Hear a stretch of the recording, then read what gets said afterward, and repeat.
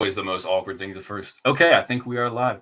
All right, what's up, everybody? Blackacre here, and we are joined tonight. We don't have a guitar lesson, we don't have a guitar cover, none of that stuff tonight. We're joined by the one, the only Mark Nosler. Mark, thank you so much for joining me tonight. Yeah, Or dude. 4 p.m. where you are, I guess. Hell yeah. Thanks for having me. Of course, man. To people who might be subscribed to me but might not be familiar with your stuff, can you introduce yourself? Yeah, so I mean, right out of high school, I joined the band Motogrator, which if you're not familiar, they had a video on the Texas Chainsaw Massacre DVD. Their old vocalist ended up going and starting Five Finger Death Punch. So as I was kind of in the mix of the music industry at first, and then I began doing like all the artwork for the bands I would be in, and all the merch and all the stage artwork. And then once 2014 came around, uh, my band Motogrator, we opened up for Slipknot at Knotfest 2014. That was kind of like that was my retirement show basically. And then after that, I was like, all right, I'm gonna get a legit job and like try to do this graphic design thing full time on the side. And yeah, that just evolved into doing like comics, album artwork, and stuff like that. And then what you might have seen from me recently is my Dawn of the Mask series, which is like I'm doing commissions of like little characters of a bunch of people and their personas in this mask community. So that's been a fun project I've been doing since like 2019. Cool. And then also I wanted to talk about your comic Sin, which we'll get to. Yeah. For those of my viewers who might not be familiar with the comic, can you explain a little bit about what Sin's about? Yeah, so Sin is a like a sci-fi horror creature feature kind of vibe. It's super influenced by the early 90s like image stuff that I was into as a kid, like the Max and things like that. But yeah, I mean, the first issue, you kind of get introduced to this world and this character, Patient 223, as he's undergoing one of his, what you would call like a drift with this creature. And things kind of go haywire. And he awakens this like giant creature that's, you might think was like genetically engineered or something by this this corporation here. And yeah, so it kind of just sets off on this like I said, this horror sci-fi story. The second issue is a lot more action packed. It follows this like strike force team as they go in and try and like figure out what's going on and like what this explosion was, and then they have to fight all these genetically engineered like vampires and stuff like that. So yeah, Nosferatu, right? Yeah. Very cool. So yeah, I love the first two issues. It's actually funny. I don't think I told you this, but I used to like work in the comic industry, and working in the industry, like I got so burnt out on comics. Like this was the first time I've like really been soaked on a comic in a long time. So thank you for that. Oh, no kidding. Yeah. It's just, going every week, and I was an editor, so just reading so much stuff. It was just like, man, it was hard to keep up with everything. And I'm not in the industry anymore. And when I saw you had these out, I was like, let me give it another shot, and I'm pretty stoked on these. I really enjoy them. I was wondering, you mentioned Image, just kind of a fun question. If Sin could be published by Image or Dark Horse, who would you go with? Ooh, that's a tough one, man. I mean, let's be honest. Like, if either one of them could somehow match my salary at my day job, yeah. I mean, I'm there. Sure. I mean, the kid in me would be stoked to have that Image eye on the book. Yeah. But I feel like Dark Horse is like, I don't know, a little bit more hands-on with like the stuff they could, kind of push the project towards. Mm-hmm. But yeah, I mean, honestly, let's get real. If any of them had a deal that was like, wait, so you're telling me I could quit my job and just work on this full time? Like, yeah, I'm all on board with any deal that comes with that. Very cool. So you mentioned being a kid and reading comics. Can you share with us like maybe your first memory of like Sin because I if I remember correctly, like it's been an idea for a long time. I was just wondering, like maybe that moment that struck you that you had this idea and you kind of were like, I want to write and draw comics. Yeah, dude. I mean, my first memory of getting into comics, like I have this cousin who's about 10 years older than me, so he was always into like the cool stuff before I knew what it was. And I remember him like schooling me on Spawn, and like at that point just like the first few issues had been out. And then I remember something happening to where like he got like a box of comics stolen, and in it was his favorite issue was issue 4 of Spawn that has like the Violator face on the cover. And so I remember for Christmas one year I was like, oh shit, I'm gonna go find a comic shop and find this Spawn issue 4 to give back to my cousin. And that was like the first time I had been to a comic shop, and I remember walking in just being like, oh, like, what is that? You just had never seen any of this stuff. Oh, I think we lost Mark. Oh, you good? Yep. All right, cool. Sorry about that. No, you're good. So I'm walking into this comic shop for the first time, and I'm just a little guy, and I'm thinking, holy shit, look at how gnarly all this artwork was. And then I remember figuring out like, oh, okay, here's the S's, find Spawn, and then you start flipping through, and I was just blown away. And then from there, I just remembered like starting to like copy, drawing all the comics and stuff that I was getting. And yeah, dude, I mean, anybody that I went to like elementary school would tell you like, oh yeah, Mark was always like drawing little characters and like coming up with little ideas and stuff like that. So I actually have a drawing of like a version of Sin, and it's got this big like super cheesy Sin logo at the top. And it's from when I'm probably like 10 years old, maybe. Wow. Yeah, so I just like I couldn't I'm terrible with naming things. So it's just like, at that point, I just couldn't think of anything better, and that just always stuck. So, when COVID happened, basically, just to fast forward, I had all this time, and I had met who's now my writing partner, my buddy Colby, at my day job. Colby's in the show. Yeah, yeah, there he is.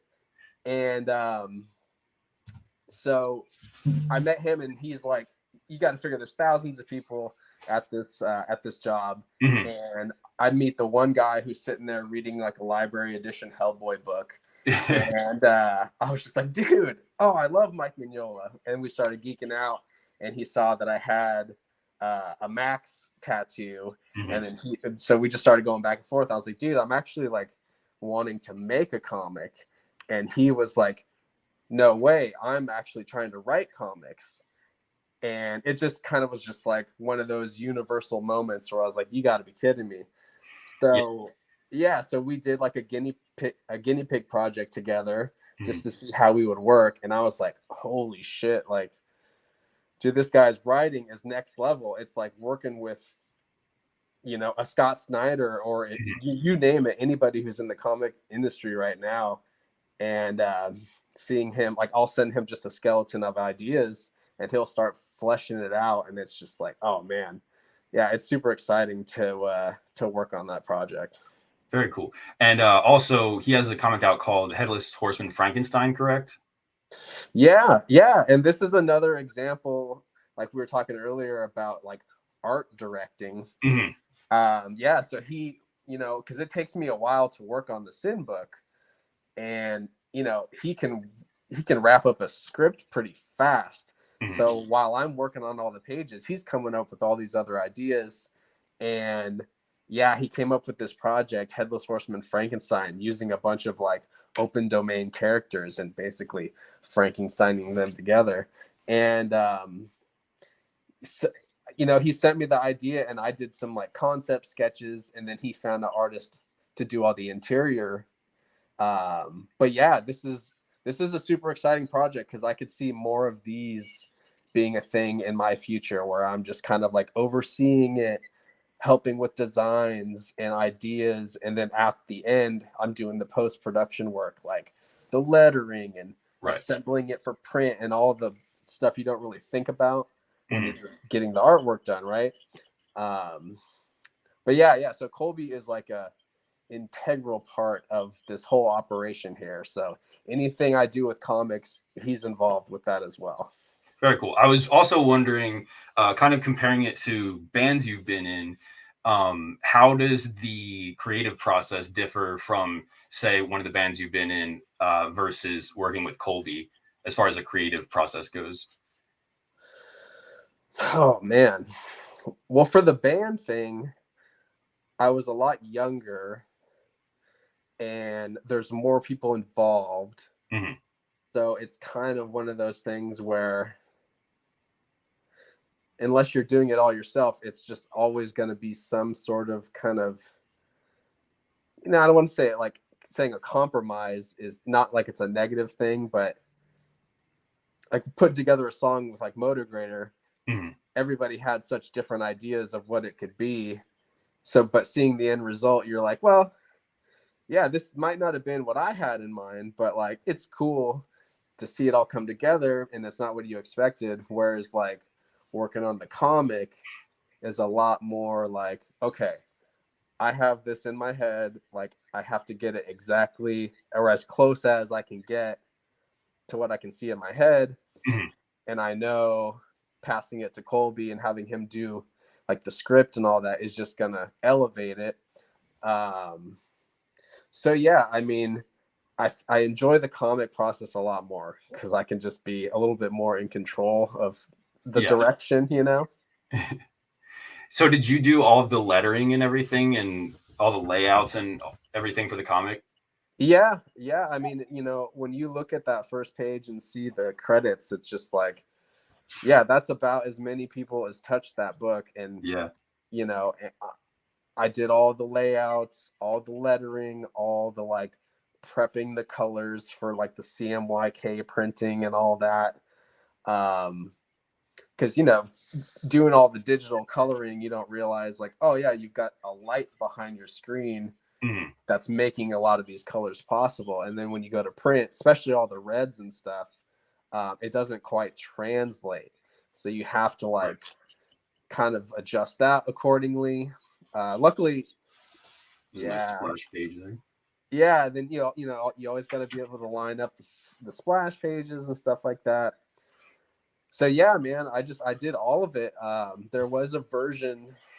I mean, there's been a bunch of versions of the book. I had a couple colorists like try their hand at coloring, but it just felt like, it's not their passion project. They're getting paid to do it.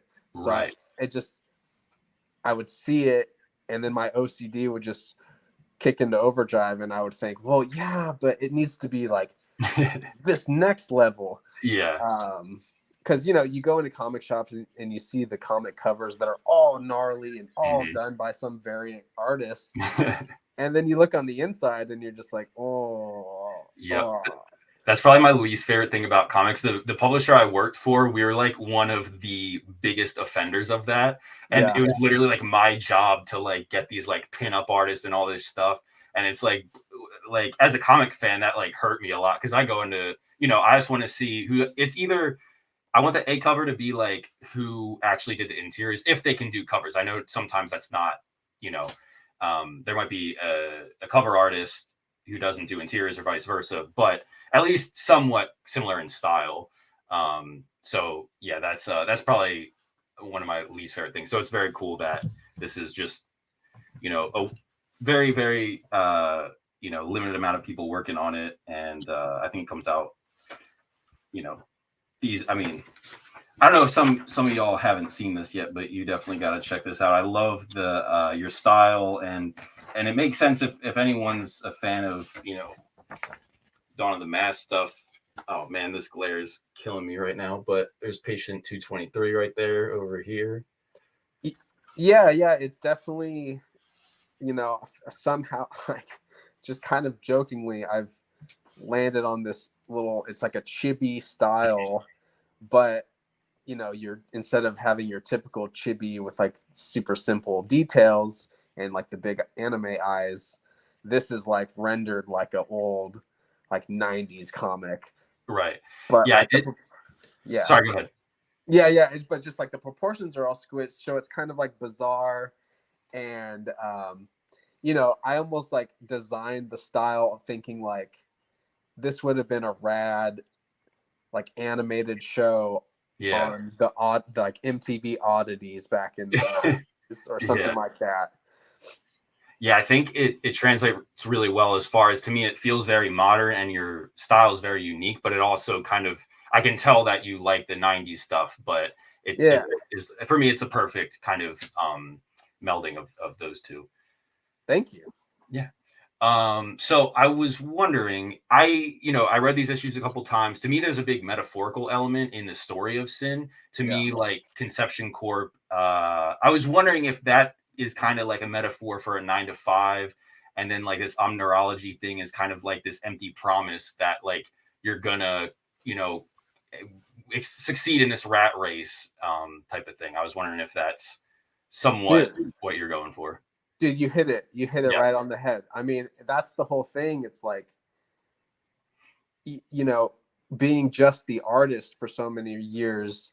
That's why I never really came out with a book prior to this, is because I just didn't really know like what story am I going to tell. Like I don't really have the chops to put together like a clever story.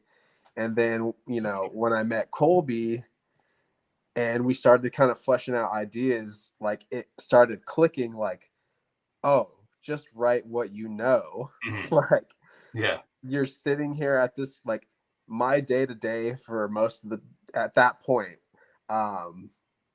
was like, I'd be doodling ideas like at my cubicle, and some guys walking by and like looks over and says, "Man, did you draw that?" And you're like, "Yeah." He's like, "Man, what are you doing working here?" And it's just like, oh my God, I ask myself that every day, So yeah, a lot of that went into it, where I was just like, dude, what's the most genuine thing I can write about at this point? And it was like, trying to escape that 9 to 5, being stuck in it. Like, you read in the first issue that like he's been there for about 9 years now, and like doing these experiments, basically going into this dream world. What you later on you'll find out, it's they would send people to this dream purgatory world to like extract minerals and elements, and like the giant creature potentially was like the guardian of this realm. So him being in containment is not good for our consciousness. It's basically left wide open for someone to infiltrate. Right. And that's kind of how it feels, like being stuck in that 9 to 5, like, like, especially being more like a creative person. And you're just like, man, imagine if I just had all day, every day to work on this stuff. Right. But it's the cool thing about this time is you can do things like, build a social media audience, or like try to get a Patreon up and running. I mean, there are ways to like get people to support you. So yeah, man. So hopefully this comic project, I mean, there's not a lot of people doing comics, like independent comics these days. Nope. But I mean, you got people like, my buddy Jordan Patton, he's got one coming out, or that's came out. He's got Dead Next, right? Yeah, the Dead Next. And again, that's something where I'm like, I could have seen this up like next to Beavis and Butthead back in the day, or something like that. So it's like, I hope more of us start kind of popping up with, maybe comic like projects, and then we can start like a little crew and do the convention circuit and things. Yeah, that's awesome. I feel like the guys that are doing it, like you and like Jordan, like you said, you guys are serious about it, because it's one, for people who don't know, like all the stuff that Mark's talking about, the lettering, the layouts, there's a ton of stuff that goes into all that, not to mention the art and the script and everything. So to do that and have it printed, I mean, I'm sure the costs aren't cheap when you're just printing, X amount of issues, when it's not just, you don't have a big, dark horse who's printing thousands and thousands of issues every day. Right. And I'm not doing like a pre-order model. Like I buy the stock up front. So it's like not like feeling weird, like I'm taking all these people's money and then I'm Right. going to order these, but then what if something goes wrong? Mhm. And you know, so yeah, I mean, I've been doing kind of small runs, like I'll do a batch for a convention, and basically whatever doesn't sell there, I'll put it up online. But we've got a few shops in town that are carrying it, and it's such a trip because you know, a couple of these shops, they'll put it up, and a few days later, maybe like a week later, they're emailing saying, hey, do you have any more copies? Like they're already sold out. So it's refreshing to know that, yeah, I mean, I think there are people interested in like a new idea, you know, Yeah. or a new property. Yeah, I think also for me, one of the things that was kind of, um, I guess, fatiguing with going to comic shops every week. Sometimes it felt like there was a filler issue, or like there was a month where it's like, whatever, they just throw someone on it. For these Sin issues, I feel like it's such an event. Like I'm excited for like issue 3 to come out, and I'm willing to wait that and pay whatever I have to get it. So I think it's cool that I'm sure you want to be able to get it out on a schedule and stuff, but I think it's cool that it's like, I remember these issues. I read them and I remember them. With, when I was following a million comics, it's just kind of like disposable at that point. That's awesome, man. Yeah, I mean, obviously, I would love to be able to get them out on, you know, maybe not. I would try for a monthly basis. You know, again, it's like that thing where if I had all day, every day to work on this stuff, like I could get into a routine where, you know, I'm going live and doing pages and just sticking to it and just cranking them out every day. But you know, with the 9 to 5 and then the commissions that I take on to like help fund all of this other stuff, like, yeah, man, I mean, it gets tough to balance it all. Yeah. But you know, it's a great position to be in, you know. I've been doing this kind of stuff for as long as I can remember. So to now kind of be in a position where, you know, if I'm in a bind or if I need like, you know, oh, there's some kind of printing issue, we need to reprint, and it's going to come out of the extra cost. Like I know I can take on a couple of commissions, and people are, you know, they're awesome and they're patient, and you know, I try to give back. Like if we go back to that Dawn of the Masks project, you know, when I did Pale Fest this last year, the whole plan was, because I knew a lot of the people that I did commissions for were going to be there.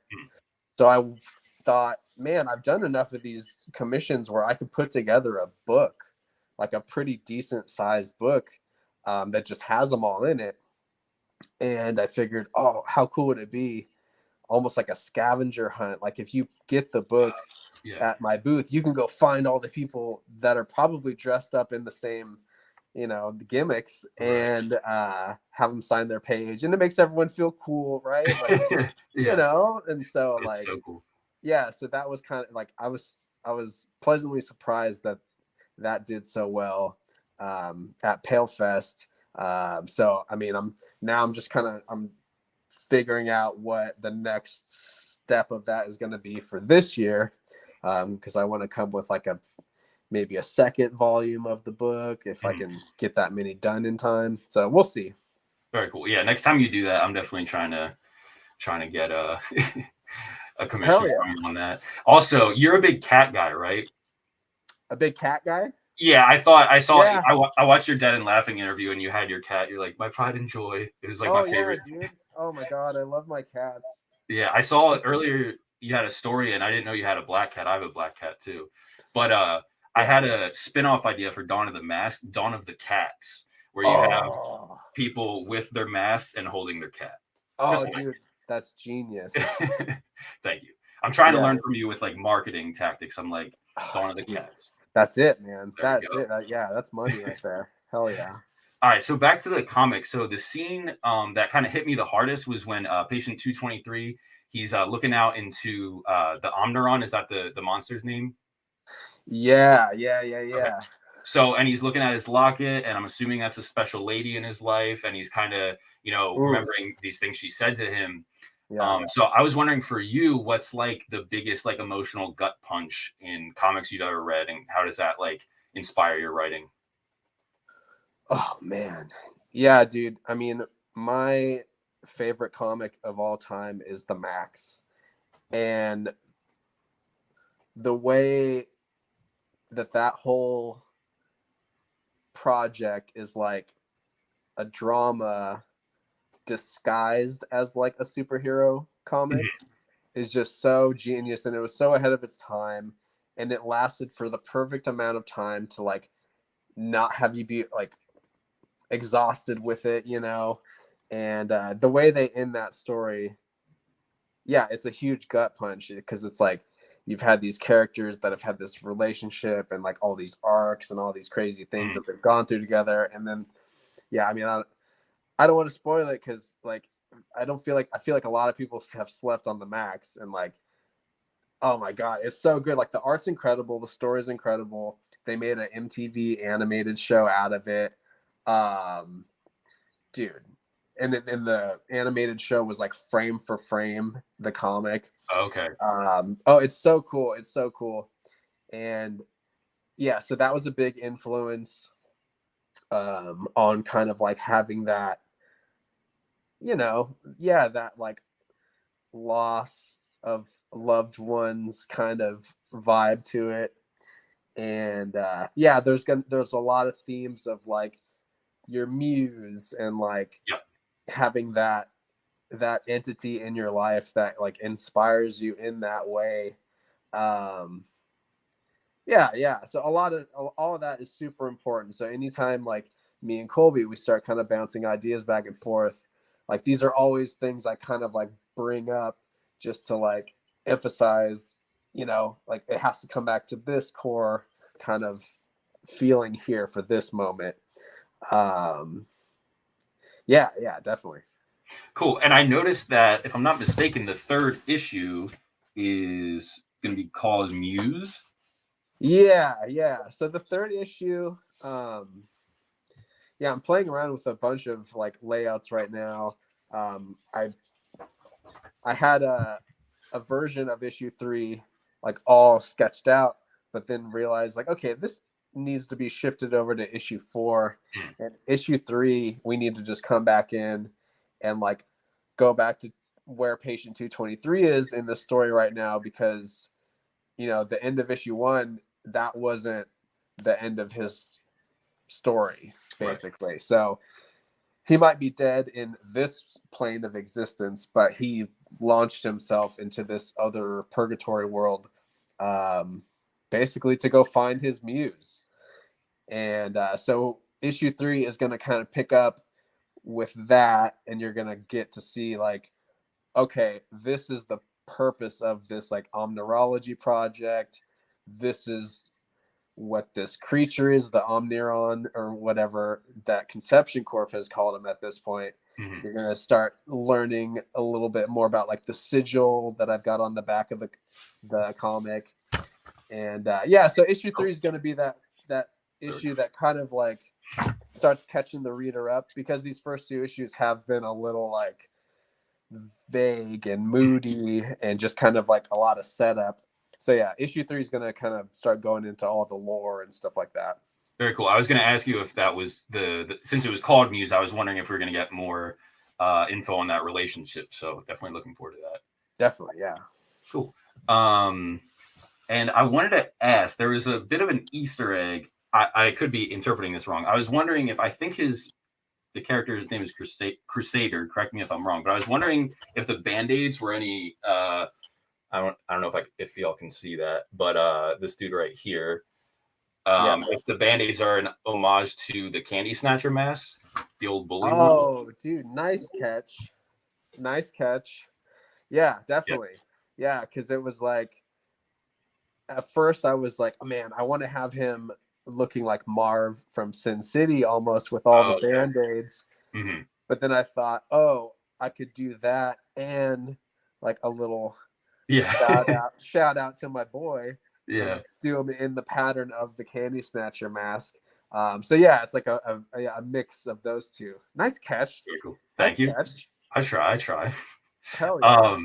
I was wondering too, like what real life inspiration do you take for the comic? Because your birthday is February 23rd, right?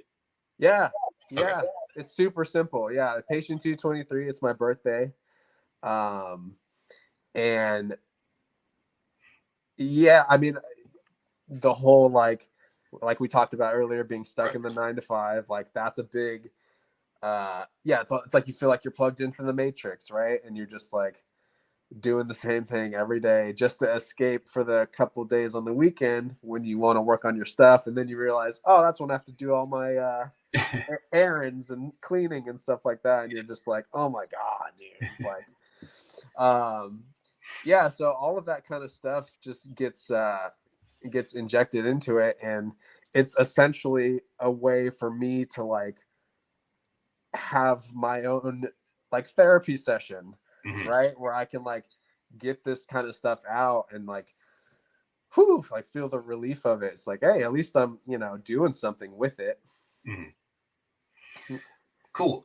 So I want to go back to kind of the Dark Horse inspiration of things. I noticed, so there's a little comic relief. Like obviously, like you said, the tone's pretty serious and moody, but we have I think his name's Max Cajones in the this dude on the microphone on the opening of issue 1. It kind of reminded me of Frankie from I got the Goon Library edition right here.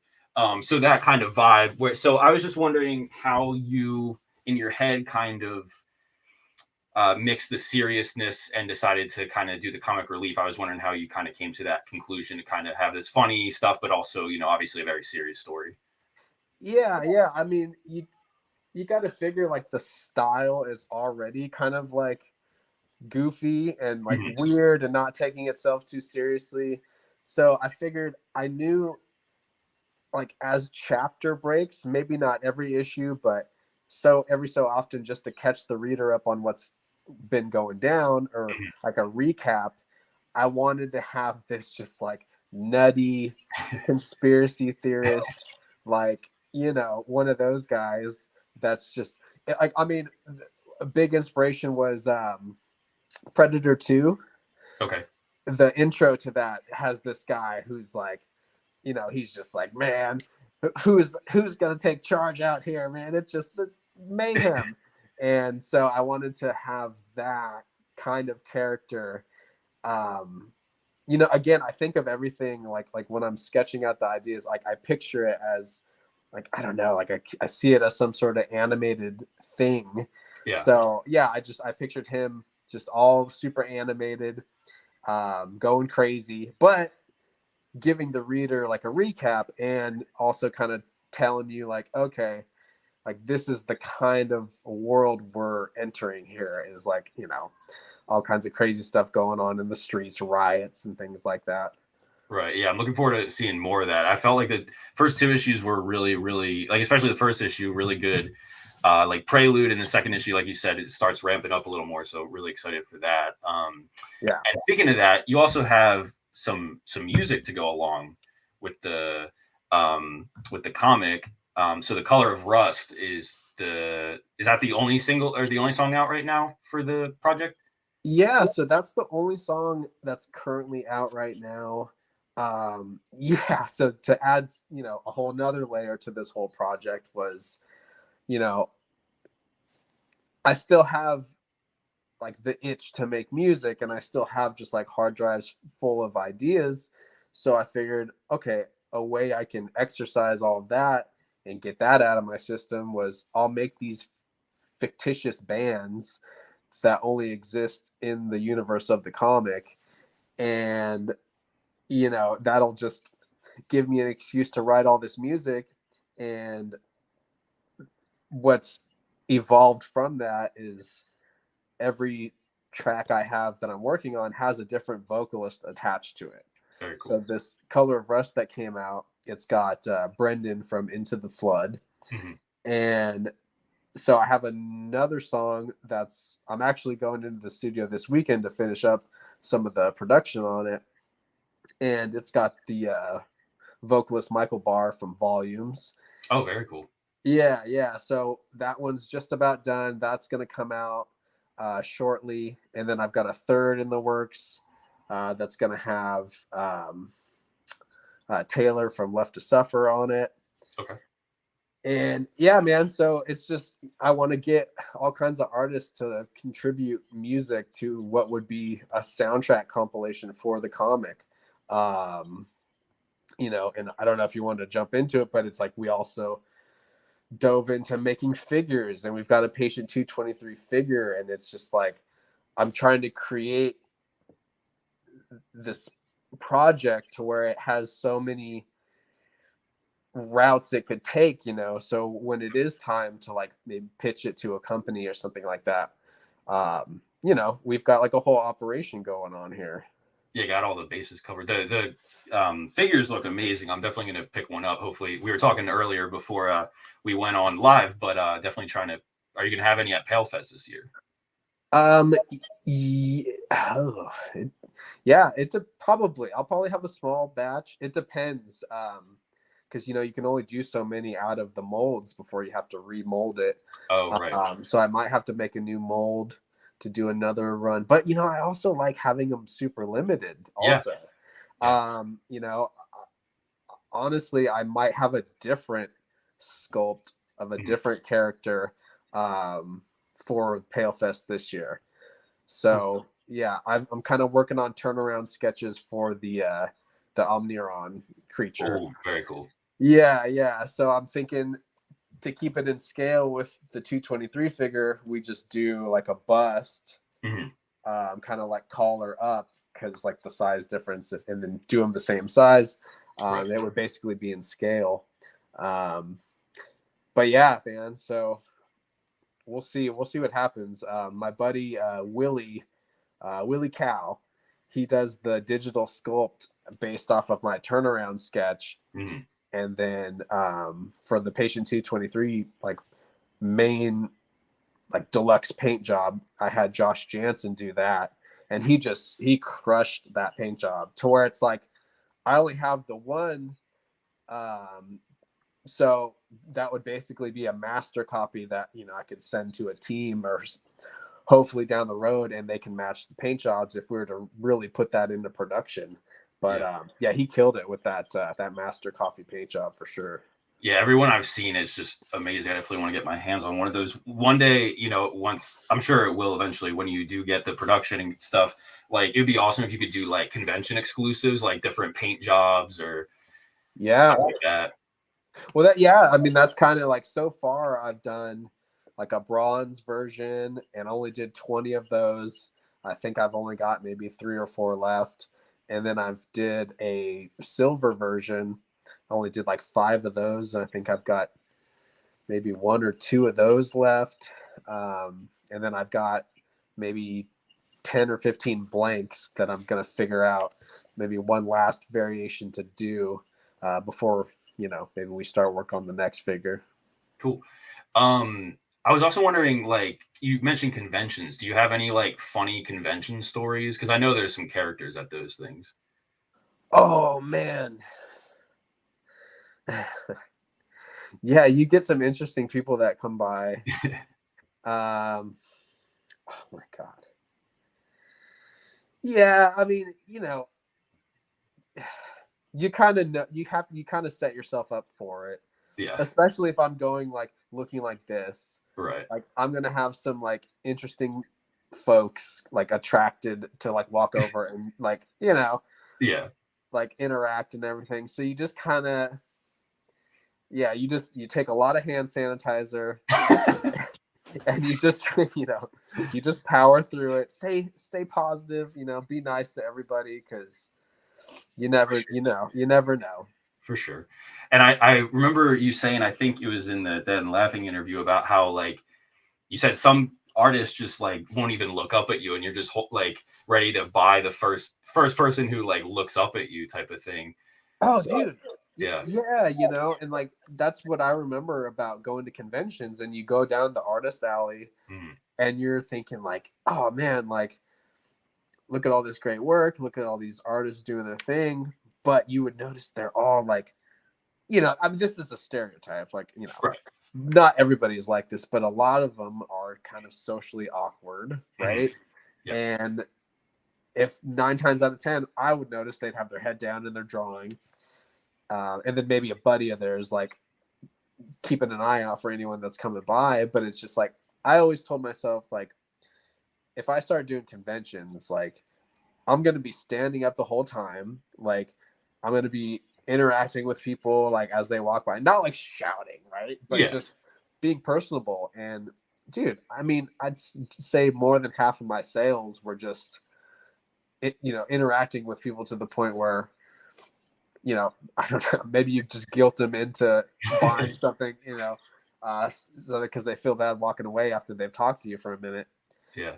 But No, I'm sure that's not the case. yeah. But no, there were times where literally I'd go to a convention and I would take out like a couple 20s and I would think, Yeah. all right, the first artist that actually like tries to sell their thing to me, I'm gonna buy it. Yeah. And yeah, you'd be surprised. You walk by like maybe 30 people before somebody tried to, you know, sell their thing to you.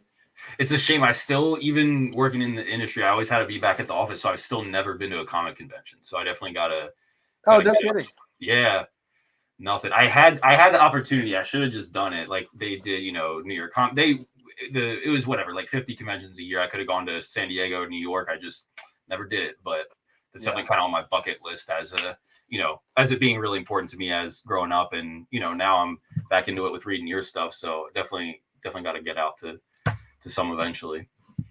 Hell yeah. But so back to, I wanted to ask you about The Color of Rust. Lyrically, that I don't know if it's the Sycamore Apathy, that part, I had that running through my head last night when I was reading the first issue. I was wondering if the lyrics in that song are from Patient 223's perspective. Yeah, you know, I mean, that was definitely a thought in my head of like, okay, am I gonna, like, obviously when I'm presenting these songs to the vocalists, I want them to, you know, do their thing, but most of them will ask like, okay, so what kind of vibe, like what kind of direction, like what are we talking about? So I did have like, you know, like a little description of, yeah, this is the vibe, you know, this is kind of the things, the subject matter. So it wasn't directly planned, but I mean, you know, there was a few seats planted of like, you know, these kind of vibes I want to touch on. Mm-hmm. So yeah, I mean, there is a lot of talk of like, you know, rotting from the inside, and you're just kind of like, okay, yeah, maybe this is some, you know, once we get into this whole purgatory dream world, maybe these lyrics are from a darker place in that realm, right? Okay. Maybe, yeah. So maybe it will all tie in a lot more specifically. So yeah, it's kind of one of those things where, you know, the comic will somewhat influence the music, but then once the music gets made, that somewhat influences the comic back. So it's kind of cool how that starts working out, you know. Yeah, very cool. So since you've been playing in bands, like you said, you joined Motograder out of high school, you said? Yeah, dude. Yeah, like right out of high school. Like they had to wait for me to graduate before we could go on tour. Wow. And then, you know, like, yeah, I would be in dive bars, you know, across the country at like 18 years old. Just, yeah, like living my full college experience, like through this band. Like I had never even left California at this point. Yeah. So to get to see the whole country with like all these guys I looked up to, and oh, dude, yeah, it was awesome. How does one go about playing the Motograder in Motograder? How did that happen? Ooh, man. So this was like, you know, timing was everything. So this was the days of MySpace, Mm. right? So I remember there was this project. It was called Out of Curiosity. I think originally it was called Curiosity Killed the Cop, but ooh, you can't really say that. and then they changed it to Out of Curiosity. But it was 2 members from Motograder doing it, and you know, I was a metalhead, so I was always like nerding out on stuff, and I knew who members were, and I knew what side project connected to this side project, so I was always that guy. So I found this project, and it had members of Motograder, and it had the producer from the original album. And they were doing these demos, and and they had this vocalist, and it sounded close to, you know, what would be kind of that same vibe. And I was like, holy shit. And I remember like reaching out to the vocalist, and like we started kind of communicating, and I had this music page at the time in MySpace. You know, you could put up these like 30-second clips of songs you were working on. And yeah, I guess they were into them. And, you know, at the time you had the top 8 thing going on. Yeah. And next thing I know, I was on their top 8 because we were just always communicating. And they invited me out one time to do like you know, they were playing this like private party show, and I saw them play, and I was like, okay, like, you know, they're slamming. And then a few months later, or maybe a year later, I get a call, and they're just like, hey, can you meet us at Guitar Center? And I'm like, I'm at work, but I mean, yeah, I guess I can see what I can do. So I called out of work and like went down to Guitar Center, and like they took me up to the rehearsal spot. And yeah, dude. So it was just like crazy timing, like being at the right place at the right time. Like I was doing music, I was communicating with them, I was trying to network. They saw that I did artwork, and then yeah, they asked me to join, and they kind of had me do a little practice run, learning how to play the thing. Yeah. And that was a whole process in and of itself. And yeah, dude, the tour was already booked. Like there was already a tour like planned, and I'm like a few months from graduating high school, and I'm just like, okay, here's my path. Like I'm gonna graduate, and then I'm just gonna go on the road with this band, and then we're just gonna see what happens from there. Yeah. And then yeah, so slowly but surely they started giving me a little bit more like leeway with like, all right, we'll let him do the artwork. Like we've seen some of his samples at this point, so next thing you know, I'm doing all the merch and all the stage artwork, and you know, like those are the early stages of me becoming like an art director kind of person. But yeah, you know, and then we played some crazy shows. We did some cool tours. And then, like I said earlier, you know, my last show was 2014 playing Knotfest. And, you know, they went on after that. Like they did a few more tours. And yeah, there's not too much going on right now, but you never know. You never know. I was wondering from that experience, especially being so young, like if you could share maybe like a high point on the road and maybe a low point without going into, if there's any, you know, without incriminating yourself, if there's any debaucherous stories, but yeah, man, like, you know, as cool as you know, I love doing the Motograder thing, and like there were crazy moments where you were just on stage and you could just, you know, people were going nuts, you know, and we were selling out places, and we're, you know, playing these big festivals with a bunch of people. I mean, dude, yeah, there's nothing like it. But, you know, I can't lie and say that part of it it felt not quite there, because, you know, I don't want to say it felt like you were in a cover band a little bit, but there's kind of an element of that, right? Like, so honestly, like some of the high moments were in the band I had after that, which once Motograder at that time kind of fell apart, a bunch of us from that project went and started this new band. Was that Riven? Yeah, it was called Riven. And, you know, it was just like typical, just metal, metal with like choruses. Yeah. And, but like doing a project from scratch that was all original stuff, and then playing some of those same shows, and people were like singing those songs back to us, and that was a trip. That that was a trip. I was never expecting it to get to that point with that project. But yeah, so those were some of the highs. Just like, yeah. So basically, in summary, it's just people digging your shit. Yeah. And like enough to like dance around and like, woo, that's really, man, that'll do it for most of us. Oh yeah. And some of the lows were,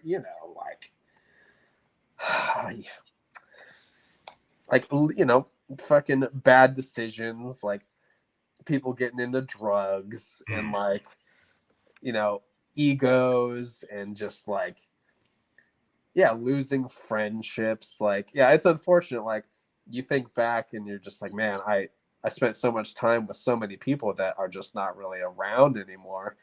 And so I mean, a lot of bad decisions come with that. But being the youngest guy in the whole crew, I was definitely able to see like, examples of like, man, I don't want to end up like this. Like, I don't want to make that decision. Like, I don't want to do, so yeah, it was an interesting place to be in for sure.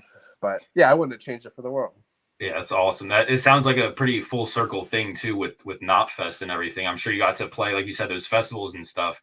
Like, I'm sure you got to play with so many people you looked up to. Yeah, dude. I mean, if you look at the lineup of Knotfest 2014, I mean, it's every band basically. And that's, I felt like, hey, if this is the last one I do, like, come on, you can't really top that, Yeah, it's amazing. And internally I had told myself like, I'm gonna hit a certain age, and if it's like still to the point where I'm like fucking couch surfing and like making enough to barely get by just off of like doing extra side work, like it's about time to start thinking about like, okay, I need to get like a steady source of income, because like I'm somebody where like at some point in my life I want to own a house and things like that. Yeah, normal adult things. yeah. So maybe that makes me not as like down for the cause, but yeah. I'm with you, man. I'm big on like saving for retirement and all that shit. I want to be able to like do fun shit and like retire like in my 50s maybe, and like I don't know, like I like having one foot in like normie corporate America and one like doing this shit. Like, I got home from work, I'm like, hell yeah, I'm gonna talk to Mark tonight, and I'm gonna record my guitar cover, whatever. So, but meanwhile having a 401k and like dental insurance and shit. So, dude, that's it, man. That's it. Yeah, you get it. Yeah. And sometimes it feels like, we're burning the candle at both ends, but like, I don't know, it's cool. Like, I wouldn't trade having this like little hobby thing for anything. And I've never even gotten to tour or anything, but even like little local bands, like that shit, that's some of my favorite memories with my friends and stuff. So, and the people I've met doing this channel, and like I'm hanging out with you, which I really appreciate, you sharing some time with me tonight, and just cool stuff. Just cool stuff. Yeah, it's all good times. Yeah, for sure. I think I'm trying to think. Oh yeah, I wanted to ask you about, I thought back to the comic thing. I thought I saw a story that you had something with Skybound. Is that more of like a not can't talk about that NDA type thing? No. So so there is, okay. So I went to Designer Con about a month ago, and the reason I was going was to meet up with this artist. He goes by Attack Peter, and he was an artist under Skybound as of just like a month ago, and then he's now an artist under the company Mondo.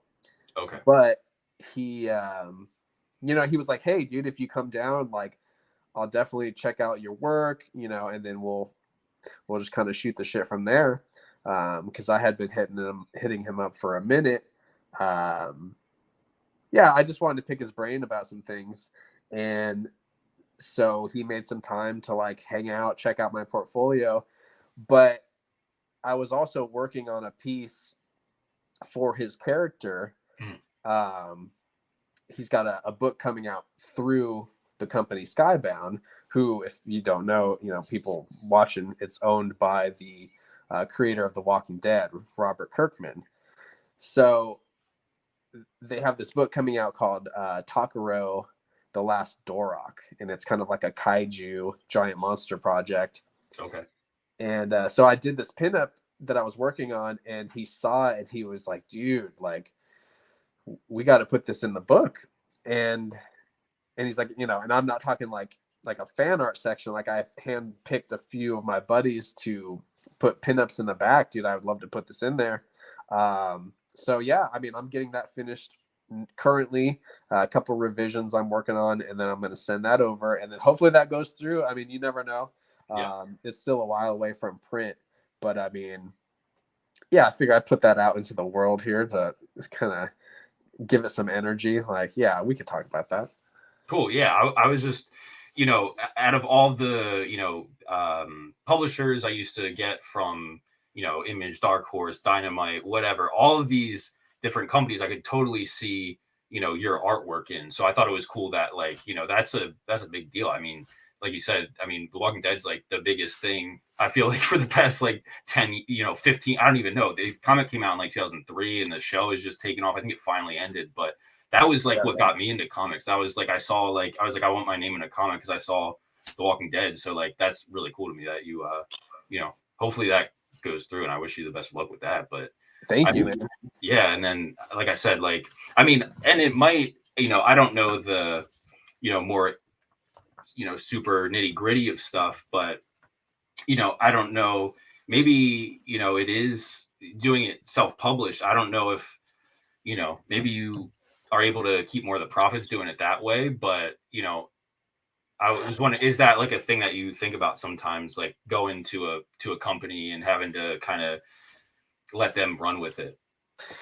Yeah, I mean, in the ideal world,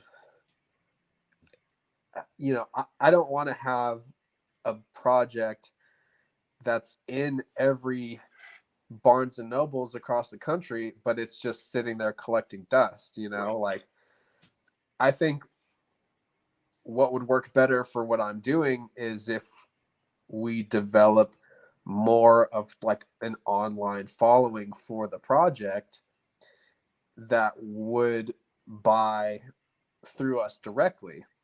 Yeah, I mean, best case scenario, I'd self-publish it to enough people, to where it just funds itself.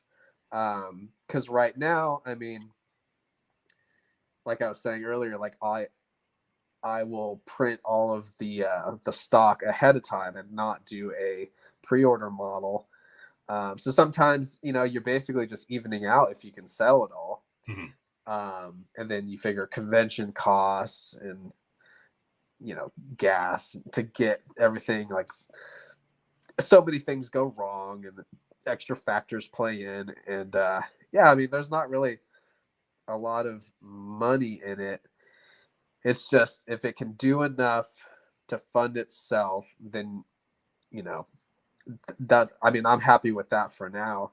But yeah, I would definitely, if I'm pitching it to a company, like we were talking about earlier, it's like, look, we've got a comic, we've got figures, we've got music, we've got shirts, like, we've got enough of a production crew to where we can do all of the things.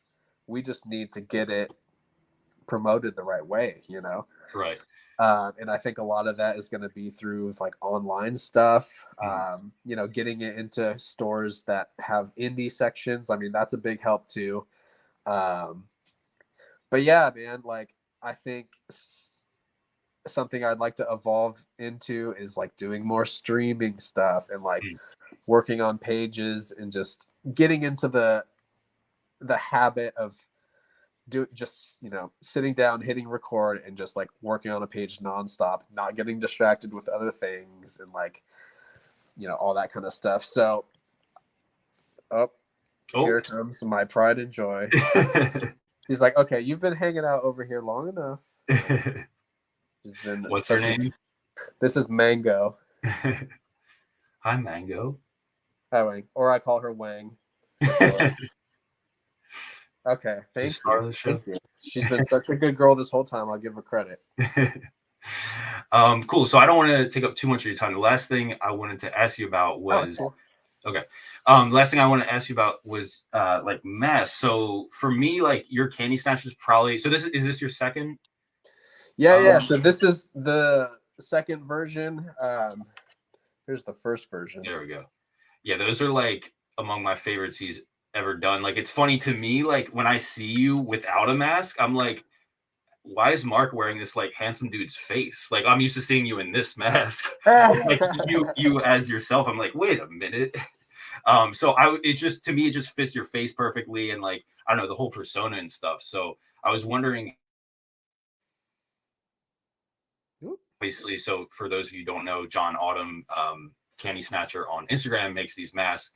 And I was just wondering kind of the process behind that, how you designed it, how he might have pitched in and how you came up with the design.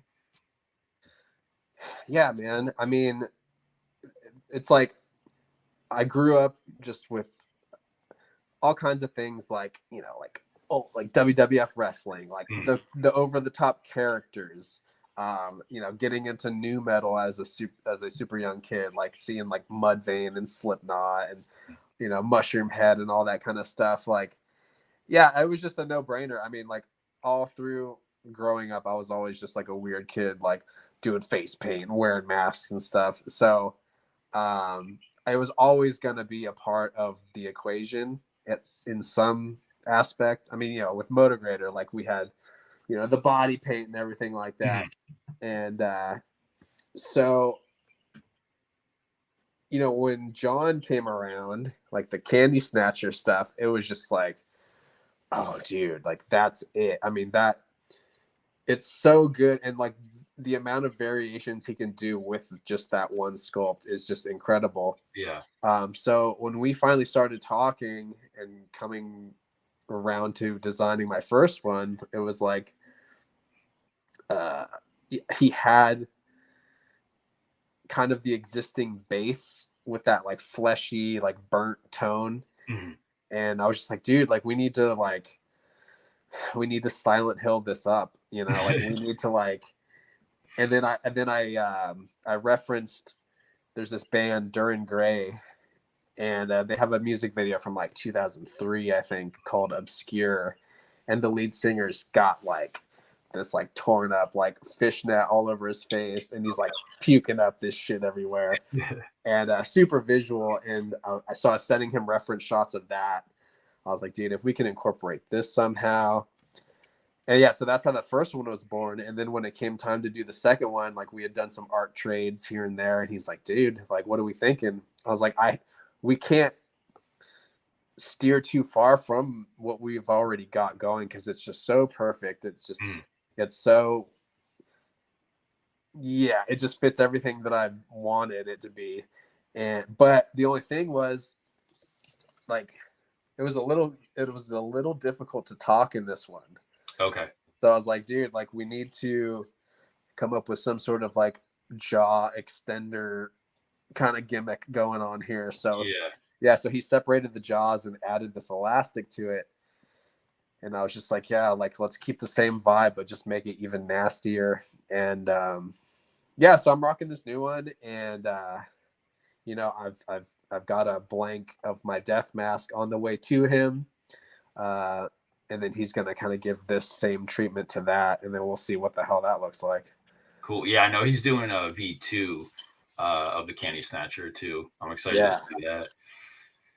But all right, man, I really appreciate you taking the time, hanging out with me. I was wondering if there's anything else you wanted to touch on, or if there's anywhere everyone can find you on the internet. Yeah, dude. No, man, I appreciate it. Like this has been super fun. Like I love geeking out on this kind of stuff. I'm mostly on Instagram. I mean, I'll post stuff to Facebook as just like a set, it'll automatically post from your Instagram, and I don't really check that. But I do some business through Facebook, so I keep it around for that. But mostly Instagram. It's just at Mark Nosler, MarkNosler. You'll see my little signature, black and white signature as the profile picture. I think I might have the sticker right here. Yeah, there it is. But yeah, you know, like currently I'm just trying to catch up on Dawn of the Mask commissions. I've got a handful of those I got to crank out. And then, you know, issue 3 of Sin is on the way. And then also me and my writing partner Colby are working on an anthology series. So we've handpicked like several different artists, and each one is getting like a 4-page script. And we're going to assemble that all into an anthology book, you know, which will help cross promote a bunch of different artists and showcase them. Headless Horseman Frankenstein is in the works to be a 6-issue mini series. So Colby's got that all scripted out. We're just getting the artists all situated for that. And yeah, man, I'm going to the studio this weekend to finish working on the next song. And Pale Fest 2023 is coming at the end of the year. So like, you know, I'm going to try to get a bunch of cool exclusive stuff done for that. But yeah, man, that's pretty much it. Cool. And I have the link tree in the description of this video. You can pick up Mark's Comics Sin, and he's got shirts and a bunch of other stuff. So cool. Thank you, man. I really appreciate it. I love your work. And, you know, I just appreciate you taking the time, hanging out. Definitely keep in touch, and maybe we can do this again sometime. And I hope to see you at Pale Fest. Dude, hell yeah. We got to do it again sometime soon, for sure. For sure. Thanks, Mark. I'll talk to you soon. Take it easy. See ya.